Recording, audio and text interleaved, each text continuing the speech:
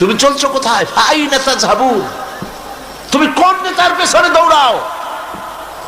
নামাজ নাই, রোজা নাই, পরকালের বিশ্বাস নাই, মদ, জুয়া, জেনা, ব্যভিচার কি না করতেছে। এইসব লোকের নেতা মানে এগুলোর পিছনে দৌড়াও। অথচ নেতা দিয়েছি মুহাম্মদ রাসূলুল্লাহ সাল্লাল্লাহু আলাইহি ওয়াসাল্লামকে। দুনিয়ার শান্তি চাও, পরকালে শান্তি চাও, ওয়ানে ইবুদুনি, আমার গোলামি করো। আর সোজা রাস্তা বলে দেওয়ার জন্য আমি দায়িত্ব নিয়েছি, সেজন্য আমি নবী দিয়েছি।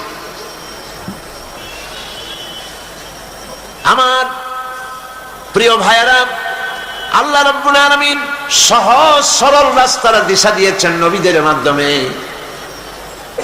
আর সেই নবীদের মিশনের সর্বশেষ নবী হলেন মুহাম্মদুর রাসূলুল্লাহ সাল্লাল্লাহু আলাইহি ওয়াসাল্লাম।